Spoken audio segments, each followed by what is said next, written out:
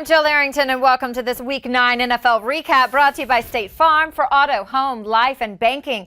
Get to a better state. I'm joined by former pros and our FoxSports.com NFL analyst Curtis Conway and Ryan Nece. And guys, the topic this week is RG3. He wasn't as sharp as he could have been this week, but what do you think about his big playability? How did Carolina stop him? Well, I mean, you go back to the last couple of weeks, he had to face the New York Giants and he had to face the Pittsburgh Steelers. So I tell you what, this Carolina team, they had some film to watch. Pittsburgh did a great job of containing RG3, and the Giants, they got to him in the sack category. So when you're able to watch those kind of films and see what these guys are doing, it's easy to game plan for a guy like that. And let's give Ron Rivera some credit here. His defense is playing pretty good. Last week against the Chicago Bears, they had 6 sacks against Jay Cutler. This week, 4 against RG3.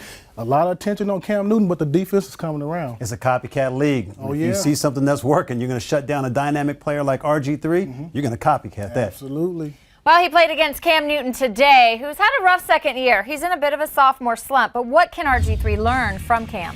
Well, I think first off, Jill, you can learn that, you know what, you're not always going to be on top. Yes, I had a dynamic and special first year, Cam Newton did, but you know, now he's going through some a low spot. You know, he's having a rough year. How is he handling that as a professional? How am I carrying myself as a leader? These are the things that you want to see from your quarterback. And Curtis, you know, RG3 already has a mature mentality about him. He already carries himself very well. Right. But at the same time, can he do that in times of trouble? Can he do that when the storm comes? Because right now, Cam Newton's in a storm. Right. And we've seen him kind of position himself where he's not carrying himself in the right way all the time. Yeah, I mean, you know, the main thing, and you hear Trent Difford talk about this all the time, is that it's not, can you handle the success? Right. And, you know, when you're up there on top, everybody's going to always be waiting for you to have that bad game. And then when you go down, like you said, Ryan, can you be that leader? Can you be mature enough to handle those situations? Because all the great ones, they've done that. Like you said, you're not going to always be on top. So you got to be able to be mature enough. I think Robert Griffin is, though. I think you look at these last past games, these defenses that he's played against, and, you know, today losing to Carolina, and not having a RG3 type of day, you know, it's going to be interesting to see how he bounces back, but I think he will. Well, it's interesting because Cam even admitted, I've never felt this before. You know, he won straight through college. He won his freshman year, or first year in the NFL, and now he's hitting some rough times. So he even admitted, I don't know what this feels like. RG3 wasn't so much like that at Baylor coming up. You're right, he's a bit more mature. But how dangerous would RG3 be if he had some kind of high-profile receiver? How dangerous? How dangerous was Joe Montana with Jerry Rice?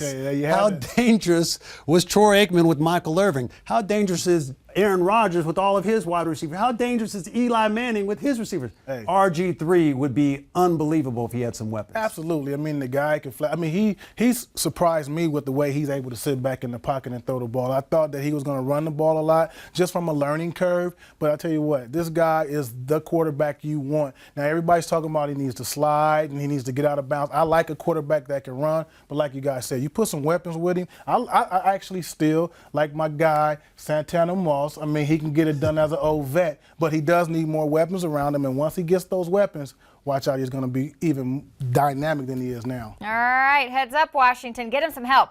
All right, that's going to do it for this Week 9 NFL recap. Brought to you by State Farm. For auto, home, life, and banking, get to a better state. For Curtis Conway and Ryan Nece, I'm Jill Arrington. We'll see you next time.